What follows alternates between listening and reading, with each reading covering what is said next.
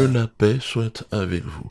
Oui, dans ce monde où la haine s'exprime à présent sans retenue, à travers les médias de propagande d'un pouvoir malade. La haine, rien que la haine, toujours la haine, et en premier lieu envers ceux qui servent la vérité.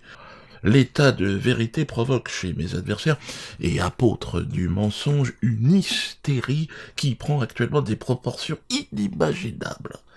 Ces médias mensonges appellent à en finir une bonne fois pour toutes avec la vérité. Une vérité qui les révèle dans leur perversion et leurs mensonges.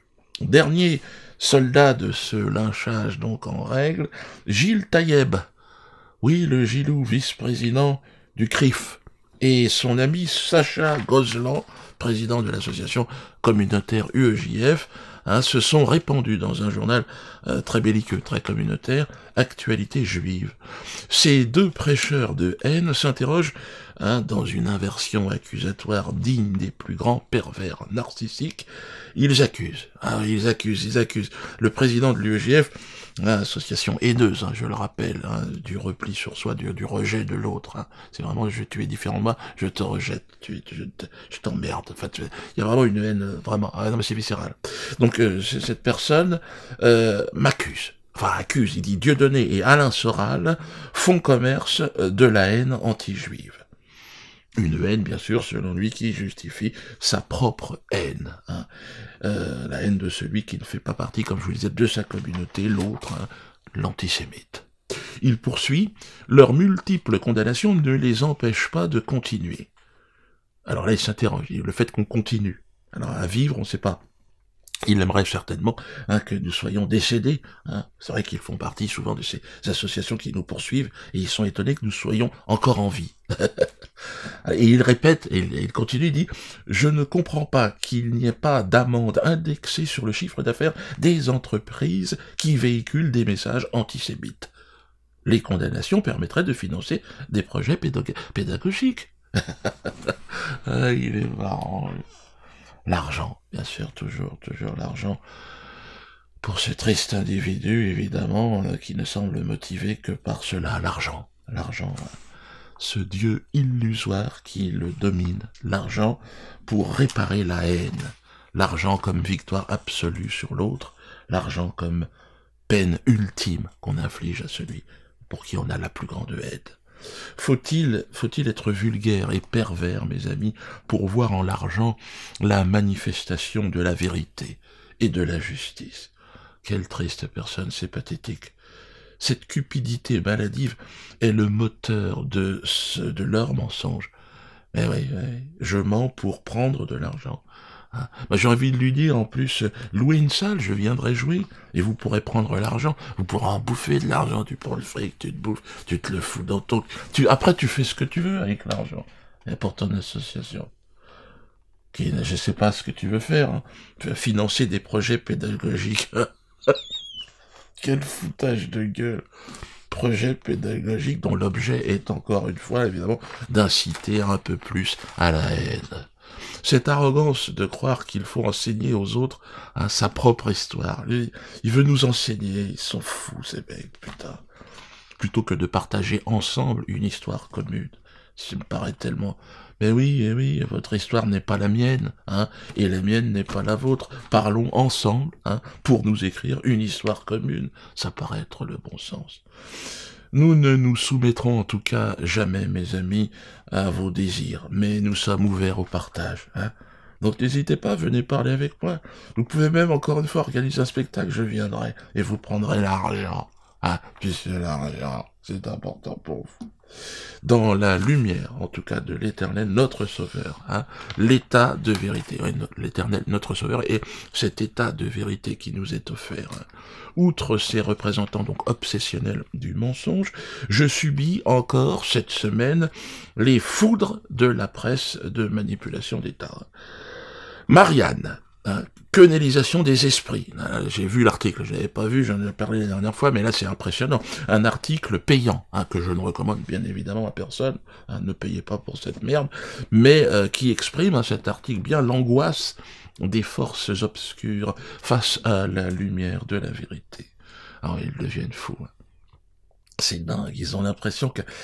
Alors, dans leur esprit, il faut dénigrer systématiquement, insulter, injurier, diffamer, tout ce qui est beau, tout ce qui est... La grâce, la quenelle. Qu'est-ce que vous avez contre cette quenelle? Cette grâce vous brûle les yeux, mes amis, hein, et vous rappelle la profondeur de vos mensonges.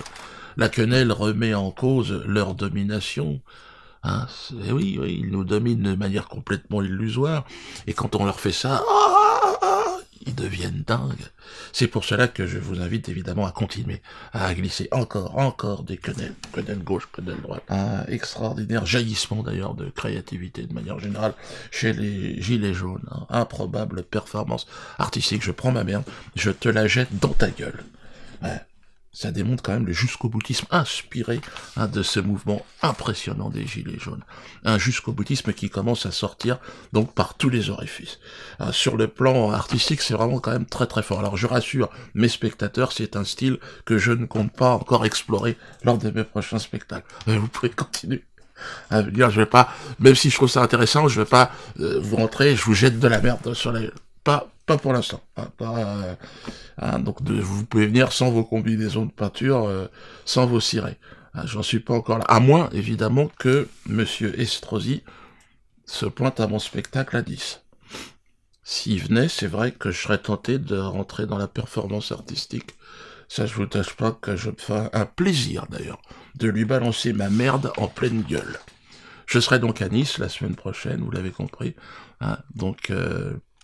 Estrosi est prévenu. D'ailleurs, le message à la mairie, hein, s'il s'arrêtait... enfin, il a dit, excusez-moi, je bafoue parce qu'il a dit, Estrosi, il est devenu fou, hein, si c'est que je... Estrozezette, il a dit, s'il s'arrêtait, s'il se produisait à Nice, nous prendrons des mesures pour l'en empêcher. Il est remonté. Il veut pas me voir, lui. Par contre, le droit, il s'en fout, il n'a pas le droit de dire ça, toi. Mais lui, il est roi. À Nice, c'est son royaume. Hein. Donc, pour ça, je lui dis, tu vas voir, pointe-toi à mon spectacle, je te jure, je te balance ma merde en pleine gueule. Je te promets. Hein. Estrosi, tu viens, tu prends ma merde dans la gueule. Hein. Pour les autres, venez, venez, de toute façon, rigoler. Hein. Venez, surtout, à Nice, venez pour dire à Estrosi que c'est la meilleure façon de lui répondre, venez à mon spectacle. Plus vous êtes nombreux, plus... Lui, il me déteste. C'est vrai que ce qui est très très bon pour moi d'ailleurs, le fait qu'il me déteste. En tout cas, mes spectacles sont 100% de moi. Hein, je le précise aussi parce que là, en ce moment, il y a une petite. Les gens s'interrogent, ils disent ouais, les humoristes, vous copiez. C'est Gad Elmaleh qui a été emmerdé là. Apparemment, il est dans la tourmente. Il a copié énormément aux autres des sketchs. Pour ne pas dire l'intégralité de tout ce qu'il a fait depuis le départ. Et donc il y a une personne sur internet, la copie comique, là, qui l'a chopé et qui l'a mis en évidence. Très intéressant ce qu'il fait, c'est un travail très en profondeur, et je salue le sérieux de ce travail. Et d'ailleurs, il a gagné, hein. Il a gagné parce que Gad Elmaleh a demandé à ce qu'il retire ses vidéos, et non, Twitter a dit non, Gad Elmaleh, écoute, tu vas quand même pas demander de droit d'auteur. C'est vrai que c'était un peu culotté de sa part. Il a copié beaucoup. Moi, j'ai jamais craché sur Gad, mais là, pareil. Hein. C'est vrai que je te balancerais bien une petite merde parce que c'est un peu exagéré. Bon, moi, je veux pas rentrer là-dedans. Rentrer là-dedans. Et c'est parti. Ouais, on finit à Nice. Hein. Donc venez, Niçois, venez. Hein. Je pense qu'on va rigoler là.